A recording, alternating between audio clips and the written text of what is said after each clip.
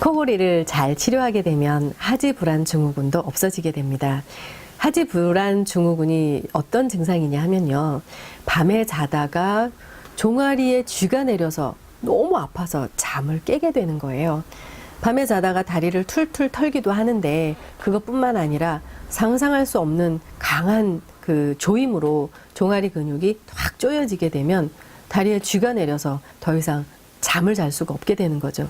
그래서 밤 중간에 두세 번쯤 깨서 다리를 주무르고 종아리를 주물러야 잠을 계속 잘 수 있다는 그런 분들이 많이 있습니다. 특히 연세 드신 어르신들의 경우 그런 하지 불안 증후군을 호소하는 경우가 있는데요. 이것은 밤에 자면서 이를 가는 증상과 또 눈을 한 반쯤 뜨고 자는 증상, 하지 불안 증후군 같은 원인이라고 볼 수 있습니다. 왜냐하면 밤에 잠을 자면서는 모든 근육이 긴장이 풀어져서 이완이 돼서 휴식을 취하면서 잠을 자야 되는데요.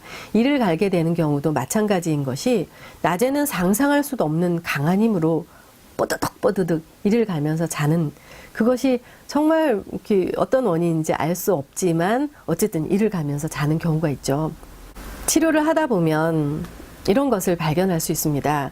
비강과 부비동 공간을 확보하게 되면 이 가는 증상이 없어지게 되는 겁니다.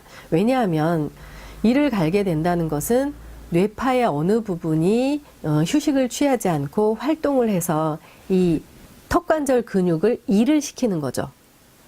이게 뇌에서 나오는 신호로 이렇게 근육이 일을 하게 되는 건데 이것은 머리에 열이 이렇게 충분히 이렇게 식지 않아서 나타나는 증상과 같습니다. 하지 불안 증후군도 마찬가지인 것이 달리기를 하면서 종아리에 쥐가 내리고 아프면 이해가 되지만 밤에 가만히 잠을 자는데 낮에 걸어 다니면서도 쥐 내리지 않는 그런 종아리 부분에 강한 근육의 수축으로 쥐가 내릴 정도로 아프게 느낀다는 것은 굉장히 강한 힘이 종아리 근육을 수축시키고 있다는 것을 말을 해주는데요. 그것도 뇌파의 긴장이 풀어지지 않아 나타나는 증상인 것입니다.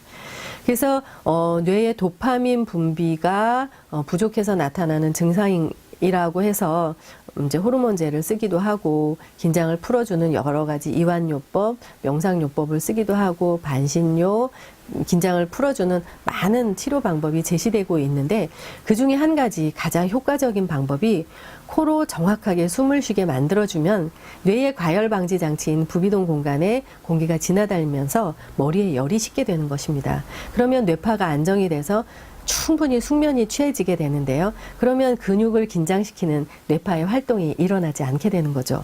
하지 불안 증후군도요. 코골이 치료로 없어지게 되는데 코골이 치료를 다른 말로 하면 비강과 부비동 공간의 모든 공간으로 공기가 훑고 지나가면서 코골이 소리를 줄어들게 하는 그런 치료를 말할 수 있습니다. 그래서 비강과 부비동 공간을 확보하는 코골이 치료로 하지 불안 증후군 충분히 치료될 수 있습니다.